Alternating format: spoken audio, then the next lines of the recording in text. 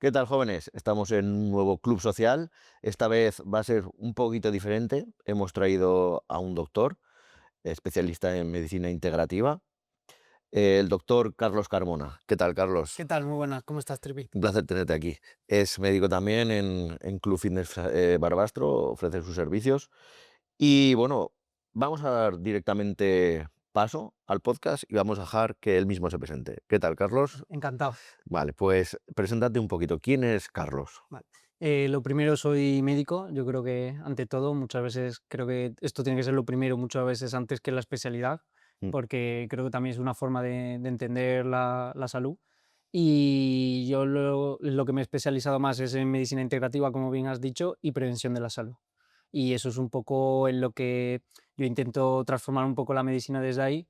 Y bueno, después aparte, pues siempre me he considerado un apasionado de la salud y también por eso hago lo que hago y también del deporte. Y la verdad que no podía haber un mejor sitio que estar aquí para muchas veces de poder desarrollar esa práctica. Bueno, pues vamos a tratar ciertas preguntas relacionadas con el mundo de la salud, el deporte, ya que tenemos un especialista como tú. Y vamos a dar paso. Eh, ¿Qué es la medicina preventiva? Vale. Explícanos un poquito. Yo creo que es algo fundamental porque todavía mucha gente no conoce o se pierde muchas veces en los conceptos y yo creo que tiene que ser algo mucho más fácil y sobre todo que la gente lo pueda llegar a entender porque al final lo que es la medicina integrativa, ¿no? Que es un poco a lo que yo me dedico, Mm. no es más que muchas veces más que una especialidad, o sea, se entiende más como una filosofía, ¿no? En el sentido de ver la medicina como algo más, el ir un poco más allá. Y de hecho, yo siempre digo que sobrepasa el ser cualquier especialidad porque realmente es aplicable a cada especialidad de la medicina. No sé si, por ejemplo, ahora mucha gente ya empieza a conocer que ahí, por ejemplo, se le empieza a añadir el apellido de oncología integrativa, cardiología integrativa, ¿no? Un médico de familia, por ejemplo, que sea más integrativo.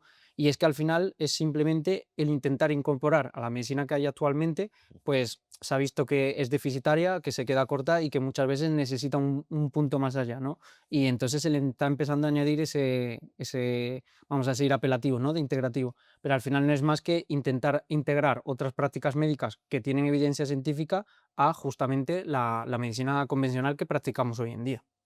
¿Vale? ¿Qué tipo de prácticas? Pues muchas veces, por ejemplo, ya depende, ¿no? Un poco en lo que te especialices, pero al final lo que es fundamental, yo siempre digo que tienen que ser prácticas que estén basadas en la evidencia científica y que sobre todo que vayan a repercutir de alguna forma positiva sobre el paciente. Ya puede ser muchas veces, por ejemplo, el ejercicio, ¿no? Que ahora, por ejemplo, no se entiende un tratamiento oncológico si no va acompañado de una prescripción de ejercicio. O ya puede ser, por ejemplo, un poco a lo que yo más también me dedico, la suplementación, un poco tener esas pautas de saber utilizarla, saber prescribirla, etcétera, que eso, por ejemplo, en la mayoría de médicos o yo diría casi prácticamente de los profesionales sanitarios, tampoco es una cosa que se enseñe ni se practique en el día a día. Y después, bueno, hay tantas, ¿no? Estamos hablando a lo mejor de protocolos de sauna, cosas que tengan evidencia, pero que, por ejemplo, no es algo que se haya popularizado su uso y entonces que se tenga que empezar a usar, ¿no? Y bueno, más allá, por ejemplo, yo también lo que siempre o una de los pilares, que es la medicina integrativa, es esa parte preventiva, ¿no? Y es un poco a mí la que más me gusta, ¿no? Por todo el tema de salud. Y básicamente es eso, saber que un pilar de cualquier enfermedad, yo siempre digo que, y es algo que defiendo, que el mejor momento de tratar una enfermedad es antes de que aparezca. Entonces, muchas veces lo que nos está pasando es que estamos llegando tarde, ¿no? Que parece que en ese sentido el sistema de salud está esperando demasiado a que aparezca la enfermedad para tratarla. Y claro, yo creo que justamente lo más interesante y lo más importante a futuro es que esa enfermedad no se desarrolle, porque así será mucho más fácil también el tratarla. ¿Y cómo, por ejemplo, sabemos que puede aparecer esta enfermedad para contactar contigo? O sea, ¿hay algún tipo de aviso que te da el cuerpo? Sí, a ver, eso principalmente, yo siempre lo que digo, lo normal es que cuando una persona sabe que algo le está afectando en su día a día, ese es el mejor aviso. En el sentido de, si tú, por ejemplo, tienes un síntoma que frecuentemente te está afectando a tu calidad de vida, Entonces es algo a lo que por lo menos le debes de poner atención, ¿no? Y después, aparte, hay muchas cosas que normalmente el conocimiento la mayoría de las personas lo tenemos. Lo que somos un poquito peores es en la práctica, ¿no?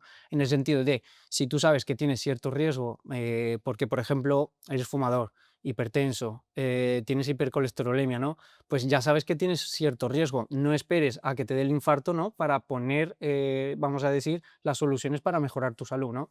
Entonces, todo eso, al final lo que tenemos que entender, y un poco también por lo que abogo, es entender la salud de una forma mucho más continua, ¿no? No es o estoy enfermo o estoy saludable, sino que me voy moviendo en el espectro de la enfermedad y la salud según lo que yo vaya haciendo en mi día a día, ¿no? Vale, vale, vale. Bueno, eso está claro. ¿Cómo podemos nosotros dentro de nuestro deporte aplicar este tipo de medicina? ¿Ves alguna manera de Sí, aplicarlo dentro del powerlifting? de hecho, yo creo que prácticamente en cada persona y en cada deporte, porque una de las cosas también que creo que también es fundamental en la población, al final para que el médico sea integrativo, ¿no? Que mire un poco más allá, sobre todo que busque más allá de los síntomas y que también no se centre todo en lo físico, ¿no? Que también abordemos esa esfera emocional, esa esfera espiritual, etcétera. Yo creo que lo que hace falta también es que la población también sea de esa manera, ¿no? Mm. En el sentido de que cada persona conciba la salud como que va un poco más allá, que no es solo algo físico, sino que también está la salud mental, la salud emocional, etcétera. Y que normalmente no tenemos que esperar eso a tapar simplemente el síntoma, sino vamos a intentar ponerle soluciones a algo que ya sabes que puede ser mejorable, ¿no? Entonces realmente es aplicable a cada persona, porque al final cuando una persona esté en su mejor momento de salud, ¿no? O esté haciendo lo mejor posible, lo normal es que esa persona, lo primero, esté mejor funcionalmente y lo segundo, por ejemplo, en lo que atañe un poco al deporte, que esté en su mejor rendimiento, porque al final son dos cosas que van de la mano, ¿no? En el sentido de, si tú tienes mejor salud, al final vas a rendir mejor y eso al final pues va a optimizar, por ejemplo, tus resultados. Claro, claro. No, no, muy bien. Eh, ¿Esto lo harías en qué momentos de la temporada deportiva?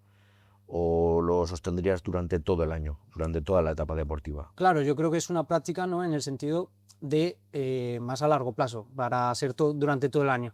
En el sentido de, por ejemplo, si cuando tú concibes esa forma integrativa, ¿no? También uno de los pilares que tiene es que es muy multidisciplinar, en el sentido de muchas veces yo creo que abusamos un poco de la figura médica como si fuera ese ser un poco todopoderoso, que todo lo sabe, etcétera. Y creo que hay que intentar acabar con ese dogma, porque al final hay otros profesionales sanitarios que están también muy preparados. Entonces, por ejemplo, ¿esto dónde puede ser importante? A la hora de acudir según a qué profesional. Muchas veces, mejor que ir a un médico en cuanto a lo mejor a alimentación, deberíamos ir a un nutricionista, ¿no? Que eso, por ejemplo, podría entrar en cualquier momento de nuestra planificación, o a un fisioterapeuta, si por ejemplo hemos tenido una lesión deportiva, alguien más especializado. Y creo que eso también es ese enfoque integrador de decir, no todo se centra aquí, sino vamos a intentar buscar algo más multidisciplinar. Y si después vamos en concreto dónde podemos a lo mejor tener el máximo beneficio, ¿no? Que es un poco lo que estás preguntando en el sentido de dentro de la temporada, dónde vamos a buscarle ese mejor o aspecto más positivo, yo creo que sería en el momento donde hay también mayor estrés y seguramente eso sea alrededor de una competición, ¿no? Mm. Sí, sí, suele ser. Ahí son momentos un poco, son como los gestionas, Claro. parecen cosas. Y que al final es también donde tienes que ir a optimizar también tus resultados. Entonces, por ejemplo, si controlas mejor el estrés o tienes más técnicas, entonces a la hora a lo mejor de ir a la competición, eso también te hace rendir mejor y te hace tener mejores resultados. Entonces, seguramente es lo que decimos, ¿no? Durante todo el tiempo vas a tener beneficios, pero en el momento a lo mejor de una competición, más estrés, más posibilidad de lesiones, sobre todo más sobrecarga de trabajo, pues a lo mejor es donde más beneficios vas a tener, porque vas a conseguir mejores resultados. Claro, claro. No, está guay. Bueno, ya que estamos hablando aquí un poco de deporte, ¿qué deporte recomendarías a un chaval de 15 años para que se mantenga saludable toda su vida? Pues mira, yo seguramente hace no tanto te hubiera dado un mensaje eh, más óptimo o vamos a decir más definitivo, pero lo que estoy viendo actualmente, sobre todo por cómo es la sociedad, el cómo, hacia dónde estamos yendo, creo que al final el mensaje principal tiene que ser que nos tenemos que mover más, porque nos estamos convirtiendo en una sociedad pues muy cómoda, Sedentaria. muy sedentaria. De hecho, yo siempre lo comento y las personas en consulta se quedan alucinadas con que se considera una persona sedentaria a cualquiera que pase más de 6 horas sentados al día, que eso es prácticamente, si no es el 99% de la población, yo el primero, es que es muy complicado. Entonces, el mensaje yo creo que más acorde sería moverse más. Muchas veces ya ni siquiera entrar en qué deporte es lo óptimo o no, sino haz algo, algo sobre todo que te guste y que te vaya a adherir, digamos, para hacer ese ejercicio el máximo tiempo posible durante muchos años, ¿no?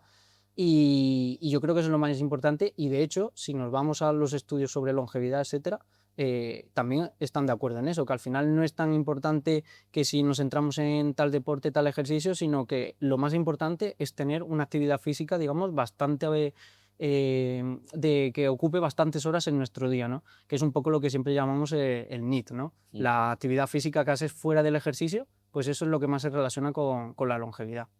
Después, si queremos entrar un poco en qué sería lo más óptimo, ¿no? Que es un poco a lo que iba anteriormente, sí que también somos muy conocedores de qué es lo que más beneficios también va a tener, ¿no? Y, por ejemplo, ahora también es muy importante que se ha desmitificado el trabajo de fuerza en gente joven, que antes era como, pues bueno, hasta los 18 hay que tener cuidado, y ahora las últimas indicaciones son que incluso cualquier persona de 12, 14 años, siempre que haga un ejercicio adaptado, puede hacer trabajo de fuerza, y creo que eso también es fundamental.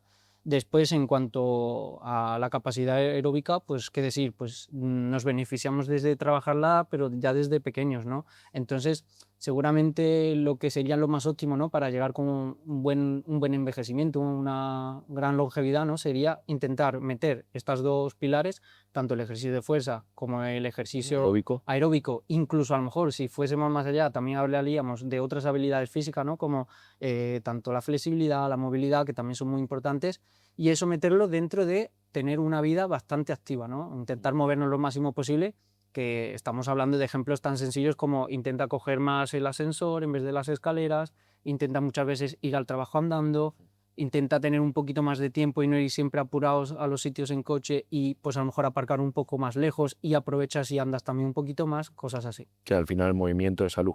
El movimiento sano. Y eso sí que es algo que está claro y de hecho a mí me sorprendió porque tú dices, bueno, pues seguramente a lo mejor si una hora de ejercicio de fuerza al día, pues a lo mejor compensa o es más beneficiosa que muchas horas de actividad física. Y la realidad es que no.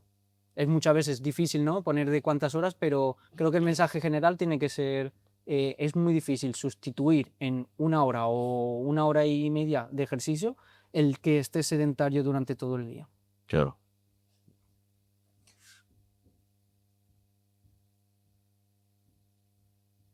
Vale. ¿Cómo ves el polo opuesto de esta pregunta que te he hecho? Por ejemplo, una persona que levanta 500 kilos en peso muerto, ¿cómo va a llegar a la vejez? Vale.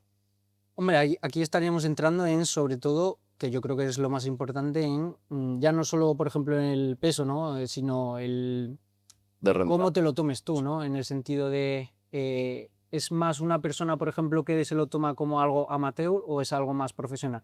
Por Porque, ejemplo, un alto rendimiento. O sea, claro, solo hay 3 personas en el mundo que han levantado 500. pues entonces seguramente las consecuencias, por ejemplo, en longevidad, seguramente ya no van a ser tan favorables, ¿no?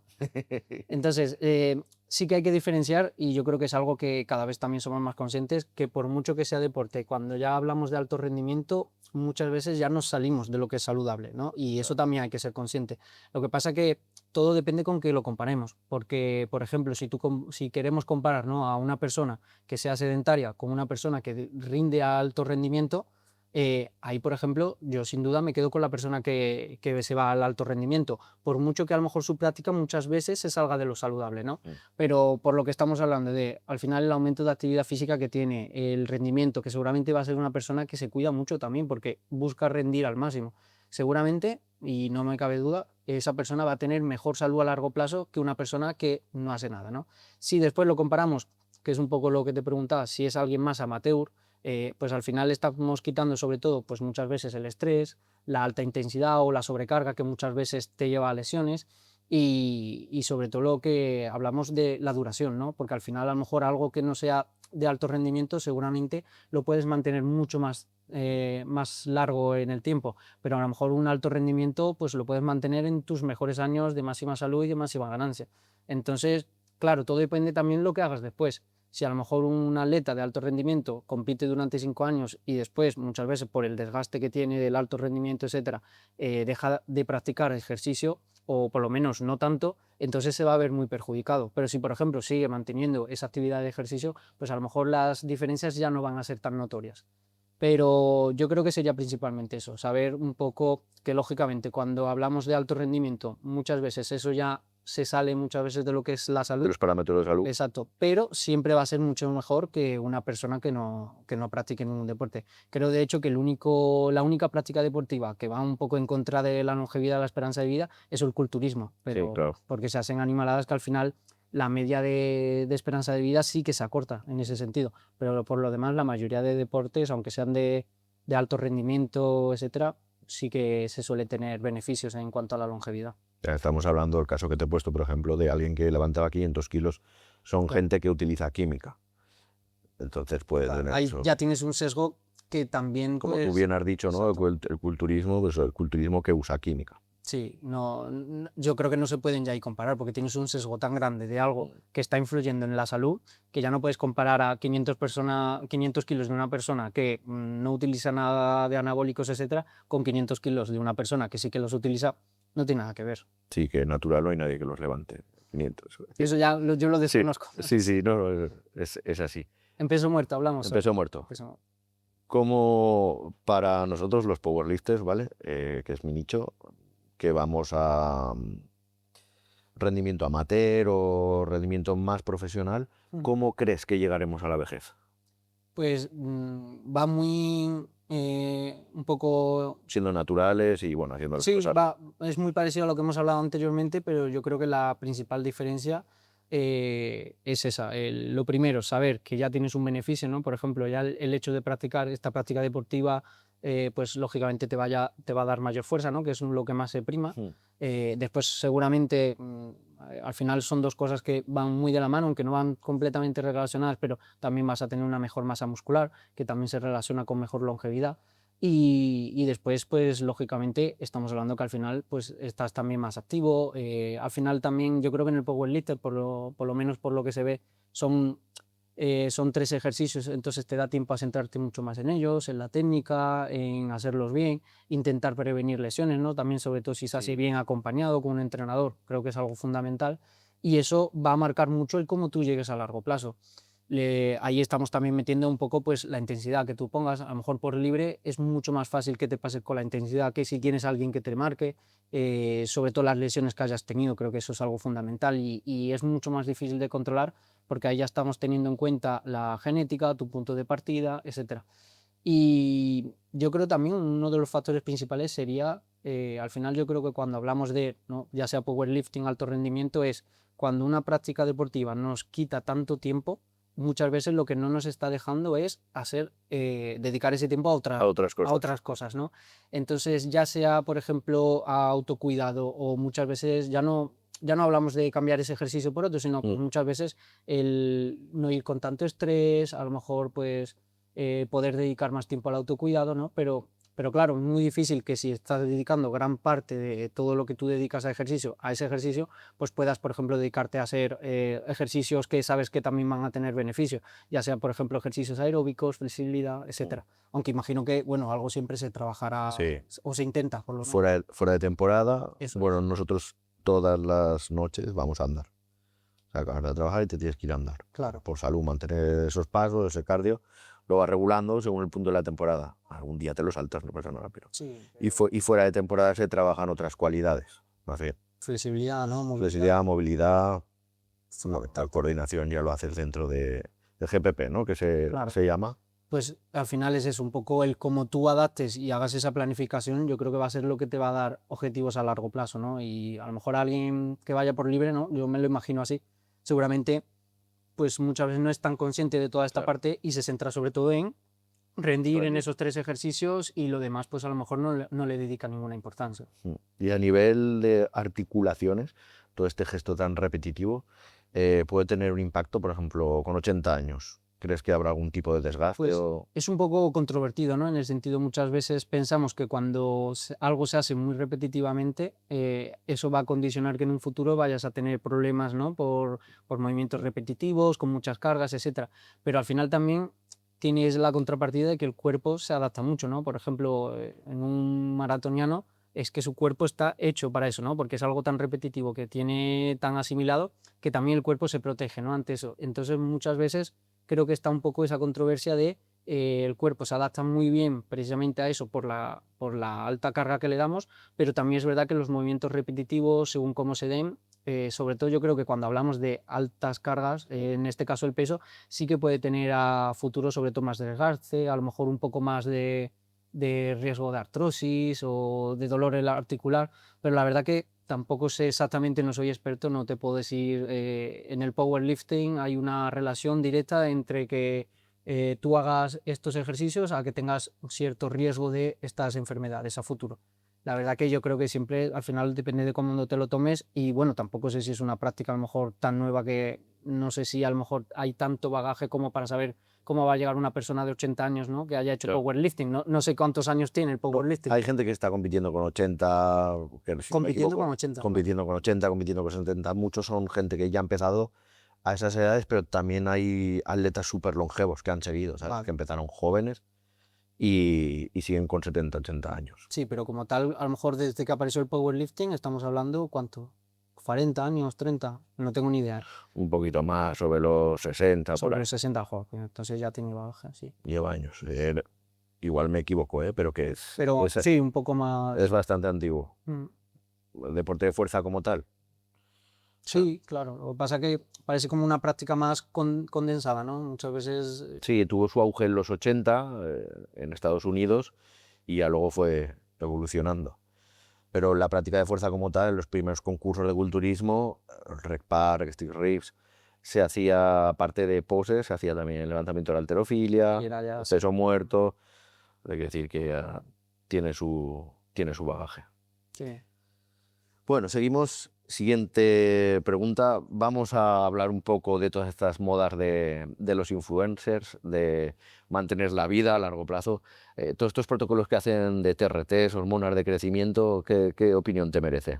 Bueno, pues la verdad que es algo, yo por lo menos en cuanto a mi práctica no soy experto porque la verdad que no he encontrado todavía esa necesidad real en la población. A lo mejor a futuro sí la veo, a lo mejor sí que me dedico más a ello, pero la verdad que actualmente tampoco es algo que esté tan en el día a día, ¿no? Sobre todo yo creo que hay que diferenciar entre lo que es la práctica que se ha popularizado, ¿no? Que yo creo que ahora a nivel de rendimiento, gimnasios, etcétera, con lo que es la práctica clínica, en el sentido de una persona que por clínica necesita este tratamiento.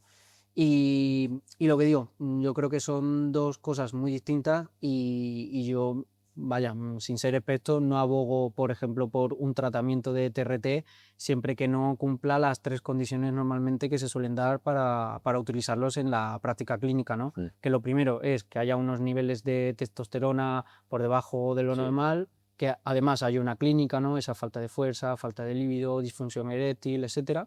Y la tercera, que muchas veces yo creo que es la más importante en el sentido de descartar que no haya otras cosas que bajen esa testosterona, ¿no? Que muchas veces puede ser, hay Una mala muchos sesgos, alimentación, un mala ser alimentación, sedentario, déficits nutricionales, la falta de fuerza, de práctica de fuerza, el alcohol, la falta de sueño es de las cosas que más baja también la testosterona, tabaco. la obesidad, el tabaco. Entonces, yo creo que eso sería lo principal. Y después también no olvidar que al final es un tratamiento que no está exento de riesgos. Ya desde cambios de humor, irritabilidad, agresividad, agrandamiento prostático, con lo que ello conlleva, aunque muchas veces no se ha podido tampoco relacionar muchas veces con aumento, por ejemplo, de cáncer. Pero principalmente eso, saber que creo que hay una gran diferencia entre lo que se utiliza al final en cuanto a la clínica y lo que se ha popularizado, que es muchas veces pues, pues para aumentar masa muscular, rendimiento a nivel de gimnasio, etcétera.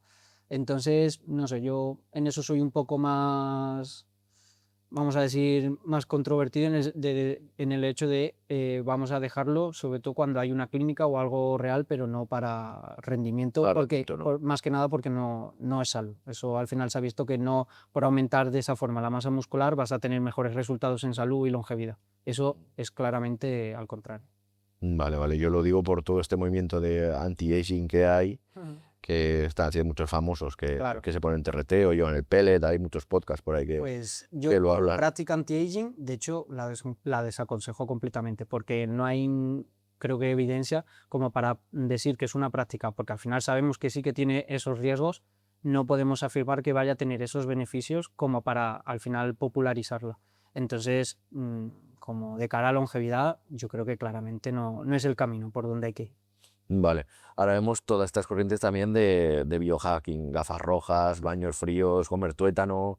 ¿Qué opinión te merece todo esto? Pues mira, yo Vamos a creo. abrir otro melón. Exacto, es una pregunta que me encanta que la hagas porque yo, de hecho, parte del trabajo que hago de divulgación en redes es precisamente para poner un poco de foco en lo que sí tiene evidencia y lo que no. Mm. Y en eso yo creo que si no trabajamos, digamos, en favor de la ciencia, es muy complicado, porque al final estás entrando en muchos temas que te falta la evidencia científica como para saber qué hacer, ¿no? Y un poco yo creo que dentro de que podemos muchas veces pues decidir o jugar un poco con eso, creo que la base tiene que ser la ciencia. Entonces, yo creo que son temas que al final siempre han existido, pero que de pronto se ponen de moda con bajo otra etiqueta, ¿no? Ya sea biohacking o cualquier nombre. Y creo que muchas veces ensucian o manchan lo que siempre ha sido, o por lo menos siempre ha sido lo que es la práctica de la salud, ¿no? Por ejemplo, creo que pasa mucho con la medicina integrativa, que al final muchos sí, o muchas personas se amparan bajo este nombre como para meter otras prácticas que no tienen ningún tipo de evidencia, y eso, claro, hace Cuencos también tibetanos. ¡Ping! desconfiar a otros profesionales, ¿no? De que a lo mejor no conocen tanto o no, ya no se quieren meter mucho en la medicina integrativa o en el biohacking porque dicen, oye, pues no, porque esto normalmente se relaciona en personas que no trabajan con evidencia científica o que hacen cosas que normalmente no son rigurosas, ¿no? Entonces yo creo que lo más importante es poner rigor y ciencia, y a partir de ahí creo que siempre hay muchas cosas en las que mejorar, porque al final no lo sabemos todo. Y creo que es una de las cosas que está pasando con el biohacking, que al final, por definición, es simplemente intentar influir en tu biología para que tengas mejor energía, salud, rendimiento. Y claro, hay muchas cosas que se están metiendo ahí también como si fuera un cajón desastre donde todo vale. Y creo que no todo vale. Y sobre todo cuando hablamos de salud, creo que hay que ser muy riguroso porque estamos dando un mensaje a la población general. Entonces, bueno, podemos, si quieres, entrar uno a uno y podemos ir desmintiendo o verificando según lo que No, por veamos. ejemplo, el otro día vi el de levantarse con la luz del día y acostarse y cenar antes con la luz del día. Claro, en un contexto idílico, Ujú. esto se podría hacer, pero por ejemplo, si tú estás en una fábrica y llevas un turno, Claro. no, oye, que se va la luz, que tengo que cenar y me voy a dormir. Claro, no lo puedes hacer. Creo que muchas cosas es justo lo que tú estás diciendo. A veces, eh, Practicidad. exacto, tenemos que ser prácticos, y muchas veces lo que estamos generando con estos mensajes es dar un estrés mayor a una población que muchas veces ya lo tiene muy complicado, ¿no? Cómo optimizar el estilo de vida. Sí que es verdad que yo por lo menos creo que siempre hay que intentar dar el mensaje óptimo, pero creo que también lo que pasa muchas veces es que se crea alarmismo, ¿no? De si no haces esto puedes caer enfermo. Entonces, claro, es cuánto ese hábito te va a dar ese porcentaje extra para mejorar tu salud. Pues seguramente sea mucho menos del que creemos. Eso no quita que si es lo óptimo, haya que hacerlo, ¿no? Entonces, pues bueno, sí, por ejemplo, la práctica de exposición solar yo creo que es algo súper beneficioso, y aún así tampoco te diría que es el mejor hábito para tu salud. En el sentido, si tienes que elegir entre entrenar y a lo mejor exponerte al sol, joder, pues si los puedes combinar juntos y entrenar al sol, genial. Pero si, por ejemplo, no puedes, va a ser siempre mucho más importante que dediques ese tiempo a practicar ejercicio, a, por ejemplo, no ir estresado al trabajo, etcétera. Entonces, creo que hay que poner un poquito más de sentido común también y saber cuánta de importancia tiene.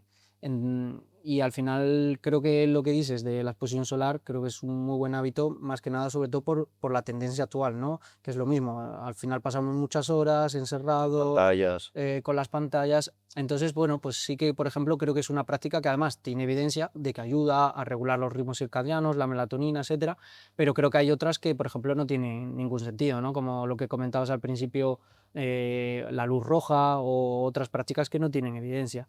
En cuanto a las gafas, ¿no? Pues a lo mejor sí que tienen cierta evidencia, pero estamos un poco hablando de lo mismo, ¿no? Si eres una persona que trabaja a altas horas de la noche con pantallas, etcétera, pues seguramente sí te puedas ver beneficiado. Pero si eres una persona que a lo mejor simplemente está en su casa, pues a lo mejor lo único que necesitas es simplemente tener una luz un poquito más tenue, más amarilla, e intentar irte a la cama un poquito antes, ¿no? O no coger pantallas antes de dormir, Mm. algo tan simple como eso. Fue, hay veces que estoy tan reventado que me miro 4 vídeos y digo, "Buah, estoy haciendo todo lo que no tendría que hacer". Pero da igual, duermo de puta madre. Sí, yo creo que es porque estoy reventado. No, o porque eres joven, o porque puede haber muchas cosas que al final, o Ahora bien, porque joder, duermes bien, soy ¿no? joven. En el sentido tienes o llegas muy cansado al final del Sí, día y dices, pues en tu caso está perfecto. Pero claro, yo siempre digo, ¿con qué lo vamos a comparar? Si lo ya. comparamos a lo mejor con leer un libro antes de dormir, ¿no? Que se ha demostrado que disminuye un poquito el estrés, no va a, por ejemplo, a interferir, ¿no? En tu estímulo a nivel, por ejemplo, cognitivo, ¿no? Que es lo que pasa con las pantallas, que nos estimulan mucho más de lo que creemos, pues a lo mejor eso te va a hacer dormir aún mejor.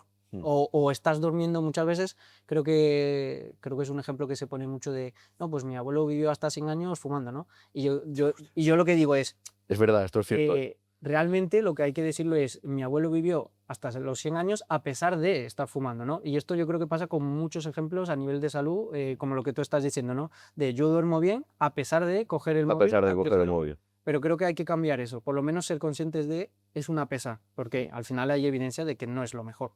Sí, justo. Y te das cuenta de lo resistente que es el cuerpo humano. Es decir, que hay gente que se ha muerto con 90 años o fumando. Y dices, madre mía, el cuerpo humano de lo que es capaz de aguantar. En estos casos yo creo que también la genética pues tiene su parte de porcentaje, siempre se estipula cuánto es genética, cuántos son hábitos, etcétera. Y no sé, yo a lo mejor creo que lo más coherente parece que es un 15-20% la genética y un 80% los hábitos, pero eso no quiere decir que ese 15-20 a lo mejor en los últimos años no pese.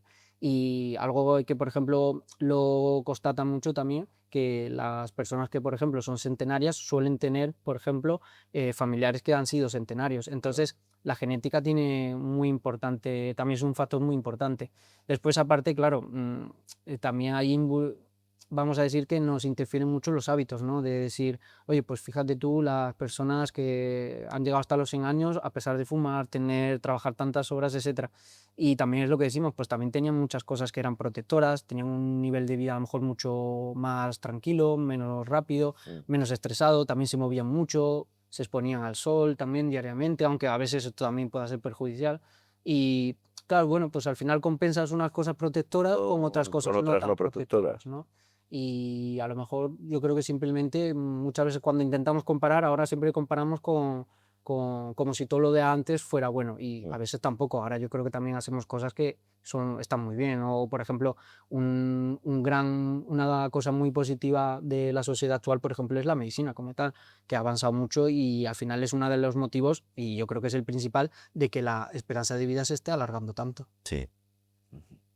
Y bueno, que hay mucha más información y conocimiento sobre Claro. estas cosas que nos ayudan. Por ejemplo, los ayunos también es algo muy bueno, que es la conocida como autofagia, ¿no? Que están demostrando ahora que al hacer ayunos comemos células malas, el cuerpo Sí, es come como, células malas. para explicarlo así de forma sencilla, sería como que se intenta regenerar, ¿no? Un poco cuando no le das esa parte de comida para alimentarse, intenta regenerar, sobre todo reestructurar proteínas viejas, intentar hacerlas nuevas. Y también, pues bueno, es una, por ejemplo, de las piezas más importantes en cuanto a longevidad, sobre todo en cuanto a patas que se van estudiando y se va intentando llegar más a fondo. Así, un poco después, como todo, sí que ha surgido el ayuno intermitente, por ejemplo, Sí, que en cuanto a lo mejor a longevidad, pues tampoco tiene gran parte de evidencia científica y yo creo que al final el mensaje general tiene que ser, no por hacer un ayuno intermitente estás produciendo una autofagia que te vaya a hacer vivir más ni mejor, pero a lo mejor, por ejemplo, sí que era lo que necesitabas, ¿no? Para a lo mejor llegar a esa pequeña restricción calórica y tener una mejor salud, una mejor calidad de vida. Pues puede ser, y entonces en ese caso es una práctica muy favorable en tu caso, pero como todo, tiene que individualizarse en cada caso. Los ayunos, cuando hablamos de autofagia, se estipula que tienen que ser mínimo más de 24 horas y hay gente que incluso llega a decir que más de 36, 48 horas según los estudios. Entonces no es tampoco cualquier ayuno. Vale, vale, vale. ¿Y cómo crees que va a influir todo este uso de móviles, pantallas, redes sociales a la larga en nuestro organismo? Y como individuos y como sociedad. Pues creo que además es un tema muy importante porque puede considerarse uno de los grandes problemas de ahora mismo de la sociedad actual. Y aún así me costaría mucho decir qué efecto podría tener a largo plazo, ¿no? En el sentido, tampoco soy experto de gran parte de los problemas que provocan las pantallas, pero lo que sí tengo claro son los efectos a corto plazo y en cuanto a, aun sabiendo que tiene partes positivas, ¿no? Que si quieres las podemos comentar, creo que las partes negativas son muy claras. Ahora mismo la sociedad actual tiene una carencia, sobre todo Déficit de atención. de atención, exacto, han aumentado, por ejemplo, los diagnósticos de trastorno por déficit de atención, sobre todo la falta de productividad que también da Mm. el estar todo el rato conectado. Una de las cosas que también más se ha desmitificado es el multitasking, el creer que podemos hacer varias cosas a la vez estar en el móvil haciendo una cosa mientras hacemos en la realidad otra, o por ejemplo mucha gente que trabaja o estudia viendo la tele o escuchando un podcast, que ahora también está tan de moda. Realmente se ha demostrado que no, que esto no funciona y de hecho disminuye bastante nuestra productividad. Y yo creo que a corto plazo es el gran problema de, sobre todo, la falta muchas veces de atención, que al final también tenemos que entender un poco cómo funcionan las redes para llegar a comprender esto. Y es que las redes lo que se alimentan es justamente de tu atención. Solo te quieren mantener mantenido mirando la pantalla, cuantas más horas mejor. Creo que esto lo decía muy bien, no sé si era el que creó Netflix, el que decía, nosotros ya no competimos muchas veces contra otras plataformas. Dice, nosotros competimos contra tu sueño. O sea, ellos se alimentan de que tú no duermas y que sigas consumiendo Netflix. Y hay que ser conscientes de esto, porque si no, muchas veces es muy difícil mejorar un problema si no sabemos exactamente los problemas que origina, ¿no? Que crea adicción. O sea, el scrolling crea adicción. Sí, A mí me ha pasado a veces decir, bueno, vale, ¿sabes? Que te pones dices, bueno, voy a mirar, pam, pam, pam, ese color, esa viveza de la pantalla, y como sea un tema que te guste, te quedas atrapado claro. ahí.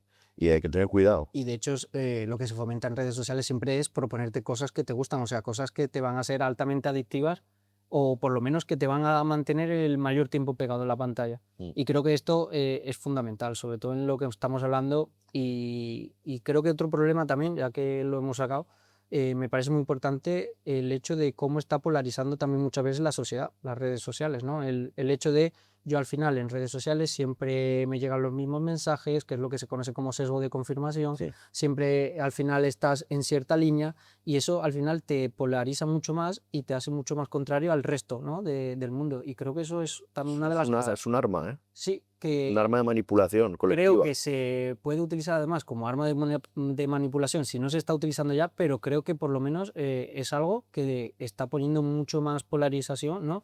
En cuanto a muchos temas que crean dos bandos de forma muy rápida y al final cada bando consume todo el rato cosas que le están Que le ahí retroalimenta. retroalimentando, etcétera. Y esa polarización puede llegar a generar conflictos. Claro, O sea, por ejemplo, ponemos un ejemplo, odio a las gallinas, y empiezas a ver contenido solo de odio a las gallinas, y el algoritmo favorece el odio a las gallinas, y te retroalimentas en esto, claro. ¿sabes? Y yo creo que es también una de las cosas que hay que tener mucho cuidado y por lo menos yo sí que creo que por lo menos si no lo habrá en un futuro cercano, lo habrá.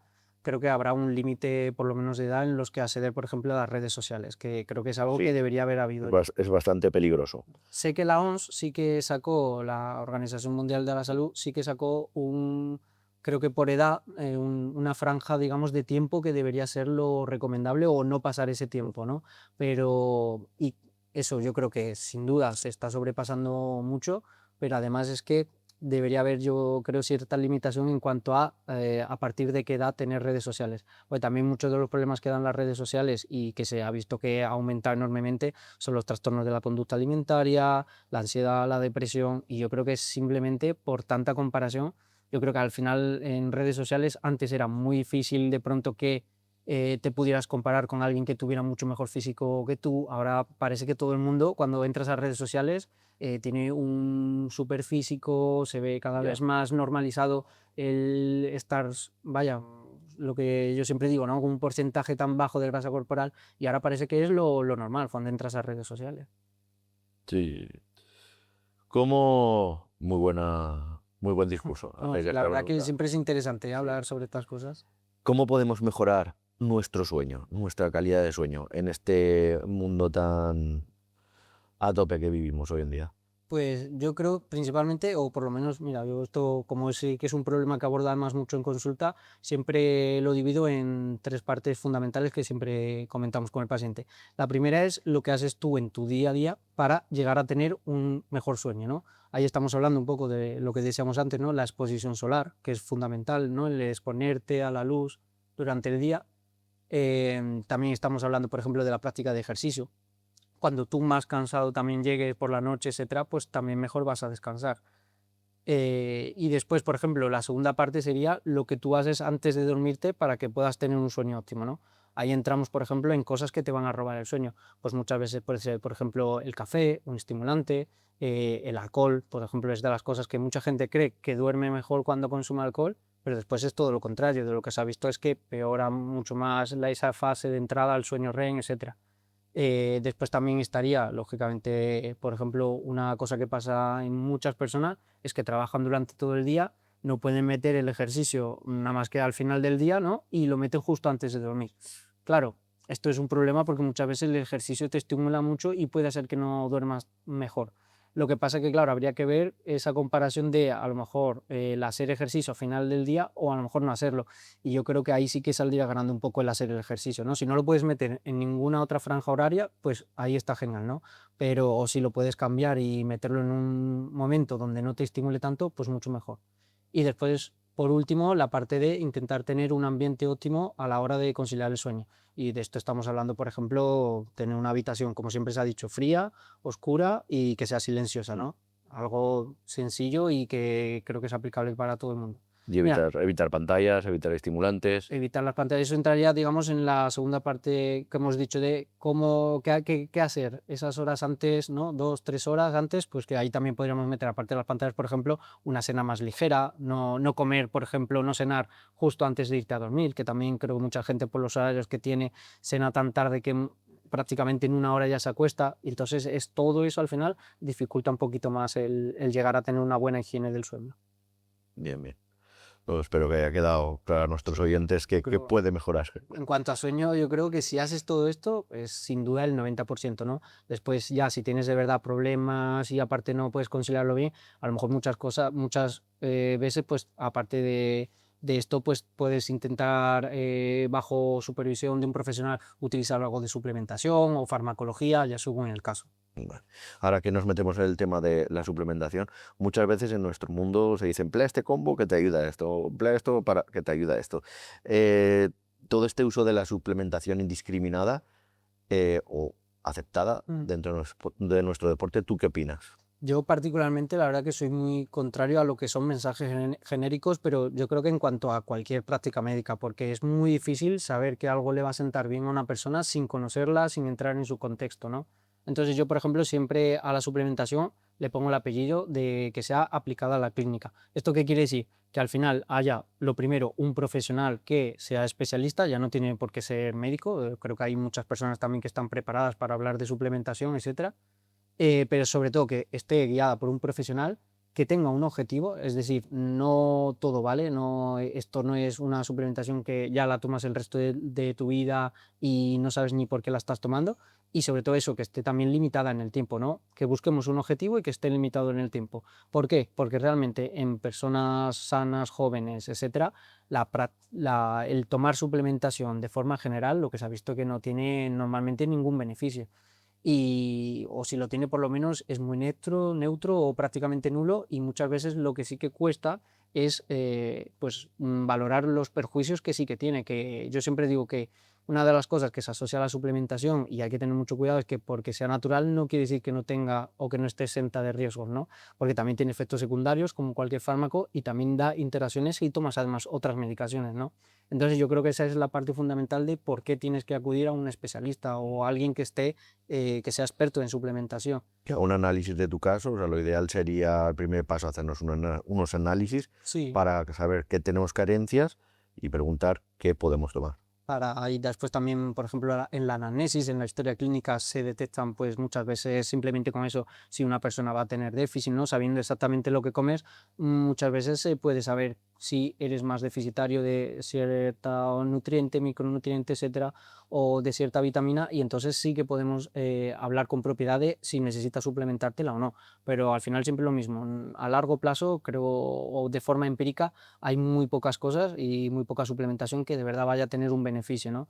Y una de las partes que siempre nos olvidamos es el perjuicio económico, que al final, pues bueno, cuando hablamos de suplementación no parece que sea mucho, pero cuando hay gente que a lo mejor está suplementándose con 7, 8 suplementaciones distintas, eso a lo mejor sí que ya supone un perjuicio económico y a lo mejor el beneficio es prácticamente nulo. Nulo, claro. O está utilizando la suplementación como parche de otros malos hábitos, que esto también es una cosa que pasa mucho y Es que verdad. también a mí me gusta dejarlo claro de, oye, ¿cuándo la vamos a utilizar? Porque lo necesites, y cuándo es simplemente porque no estás dispuesto a hacer tal cosa, o porque a lo mejor por tu estilo de vida no lo puedes hacer. Pero ahí por lo menos eres consciente, ¿no? Pero hay mucha gente que ya lo asocia, ¿no? Ah, bueno, pues yo no me voy a cuidar tanto, no voy a cuidar esa higiene del sueño tanto, pero sin embargo me tomo tal suplementación que sí que me va a hacer dormir mejor, ¿no? Mm, Entonces, el hacerlo como parche, pues ni va a ser lo óptimo, ni muchas veces estás haciendo lo mejor, ¿no?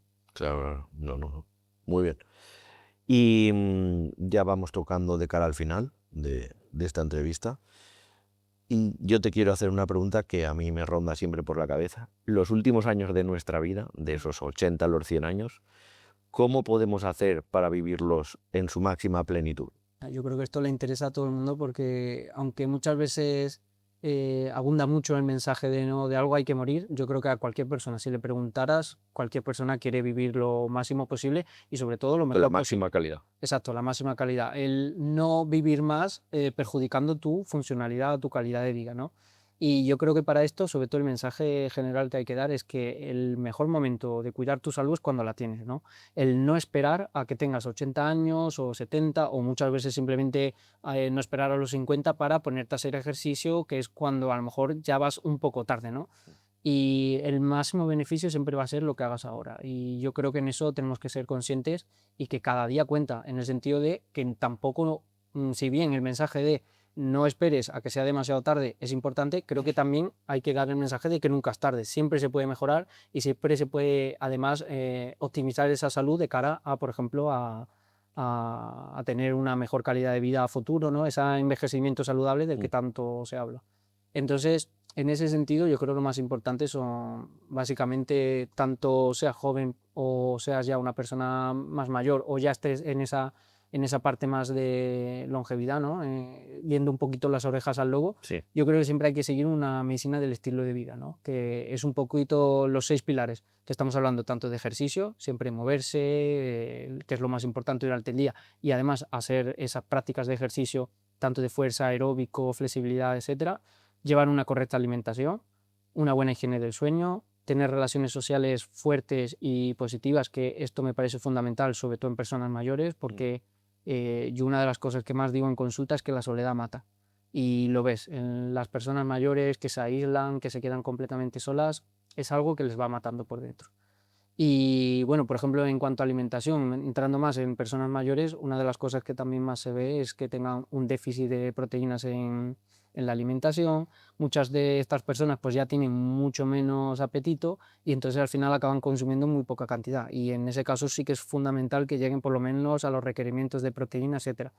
Y al final es algo normal, ¿no? Porque en el sentido es fisiológico que poco a poco vayan teniendo menor apetito, menor sed, etcétera. También tienen un gasto calórico mucho más bajo. Entonces, parece que muchas veces es contradictorio, pero por lo menos asegurar una buena alimentación. Y, y también en gente mayor, también súper importante el hecho de moverse, porque creo que muchas veces, ya sea por dolor o porque no hay una motivación para hacerlo, se empiezan a dejar, se vuelven mucho más sedentarios, etcétera, y es una de las cosas principales. De hecho, bueno, hay una frase muy famosa que dice que no, no envejecemos porque, bueno, no envejecemos porque no dejamos de movernos, sino que el hecho de dejar de moverte al final es lo que te Es envejece. lo que te envejece. Y eso es fundamental. Y bueno, en cuanto a esa medicina del estilo de vida, yo creo que también falta el control del estrés, que es una de las cosas que más está perjudicando la salud en general de toda la población, ya sean jóvenes, mayores. Incluso yo pensaba que no, pero en consulta también se ve personas mayores con altos niveles de estrés, ya sea por problemas familiares u otros, y también el abuso de tóxicos, ¿no? Pero ya no solo alcohol, tabaco, sino que ahora también están pues ahora muy de moda en nuestra actualidad, en nuestra sociedad, el hablar de otros tóxicos como son los plásticos, los disruptores endocrinos, etcétera. Y que muchas veces yo siempre digo, oye, con sentido común, porque hay cosas que es muy difícil evitarlas y al final es lo que decíamos antes, te va a estresar más el hecho de intentar evitarlo todo que el hecho de estar tranquilo y por lo menos cubrir el 80 al 90% de lo que de verdad es importante. Mm, Muy bien. Bueno, Carlos, muchas gracias. A ti. Voy a hacerte una última pregunta sorpresa para romper un poco la seriedad de este podcast. Si tú no pudieras... No, tranquilo, no soy cabrón con estas preguntas. Si tú no pudieras ejercer la medicina, ¿qué otra actividad o profesión harías? Pues esto sin duda, para mí es una pregunta muy fácil porque, bueno, te iba a decir, sin duda me dedicaría a algo del deporte. Yo creo que si ya fuese, bueno, por ejemplo, hace no mucho estuve valorando la posibilidad porque en Zaragoza está, por ejemplo, la medicina dentro del cuerpo de bomberos, Mm, pues seguramente alguna cosa así. Yo siempre me ha apasionado el ejercicio, el deporte, a lo mejor pasar una posición o algo así, y yo creo que normalmente tiraría por el deporte. Ya no sé si sería Sí. la nueva carrera de CAFAB o sería una posición de bomberos, policía, pero seguramente sería algo relacionado, que sea algo muy físico. Bien. Luego está bien, mira, ha salido bien del apuro. Sí. Y una pregunta que me quieras hacer tú a mí. Pues mira, un poco en relación a lo que hemos estado hablando antes, de que no soy experto, por ejemplo, en cómo afecta, por ejemplo, a largo plazo o a corto plazo, ¿no? Y que es un poco lo más interesante, a lo mejor, de lo que tú más ves, cuál es la lesión más frecuente en las personas que practican powerlifting y cómo evitarla. Yo creo que sería la pregunta más interesante que le podría hacer. Más frecuente, la lesión más frecuente. Suele ser discopatías, problemas de hombro y problemas de rodilla. Yo te diría que igual por mi contexto, la que más vivo son problemas en la zona lumbar, discopatías. Vale. Y la solución, ¿vale? La solución es medianamente fácil. Hay que analizar primero la técnica del levantador. ¿Qué técnica está utilizando? Si emplea una técnica muy agresiva de espalda arqueada pegando un tirón a la barra, intentarle transicionar a una técnica que utilice más el uso del empuje de piernas y transicione a espalda plana, ¿vale? Se puede hacer de las dos maneras, pero ya depende de la programación. Una permite más volumen de entrenamiento, la otra permite menos volumen de entrenamiento, más recuperación, menos recuperación. Entonces, a través de corregir la técnica y el aplicar una buena programación, vas a evitar estas lesiones. Y, por supuesto, trabajo preventivo y trabajo de fortalecimiento de la zona implicada. Trabajo de erectores, trabajo de core y lo que te he dicho, una buena gestión de la programación. Además, es muy interesante porque justamente, ¿no?, lo que ha hecho que te lesiones muchas veces, ese trabajo mismo Es hecho de lo otra que te va a forma, es recuperar. lo que te va a hacer recuperar, ¿no? O sea, que es fundamental. Y me han venido muchos casos de chavales que, es que me duele el lumbar, es que tengo peso muerto, me da miedo la espalda, tengo sentadilla, me da miedo la espalda. Es que hay que hacer una valoración también, hay que hacer una valoración funcional de cómo tú te mueves, cómo te desempeñas con el movimiento, cómo está orientada tu cadera, qué movilidad tienes, ¿vale? Claro, yo creo Como que ya es una de las cosas más importantes de tu trabajo. Muchas veces yo creo que una persona busca un entrenador cuando quiere maximizar resultados, pero creo que muchas veces nos olvidamos de que lo más importante muchas veces simplemente es no caer lesionado, porque creo que lo que más va a perjudicar, ¿no? Además tus resultados a largo plazo es que tengas una lesión que te para 3 meses o incluso más tiempo, ¿no? eso es. Y creo que ahí está también muchas veces la importancia de un entrenador. Eso es. Aquí como vivimos un poco de, bueno, ahora está más de moda tener entrenador, ¿no? Pero el mundo del gimnasio siempre lo he dicho, viene de una cultura más Sí, underground, más de la mazmorra, ha sido muy solitario, ¿no? sí, muy solitario y hay un poco esta idiosincrasia de la que se rodea el mundillo, pero poco a poco pues Se va saliendo. se va saliendo, nos vamos formando, especialidad ya y, y se están sacando grandes resultados. O sea, Yo creo que es un poco similar con lo que pasa muchas veces con la medicina de prevención, ¿no? Que parece que no tiene sentido ir a un médico si no tenemos ninguna enfermedad o no notamos que estamos perfectamente saludables, ¿no?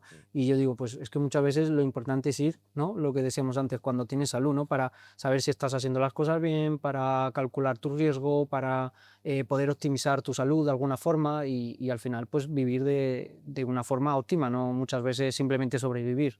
eso es. Y eso yo creo que es lo más importante. Así que me ha parecido muy bien el que sea un poco similar, que cada vez parece que se van dando más patas para llegar a ese entrenador, ¿no? A ese médico antes de que surja el problema. Eso es. Bueno, muchas veces es demasiado tarde, porque ya acuden cuando ya están petados. Sí. Ahí los ves que están ahí que desmotivados, que solo hacen torso.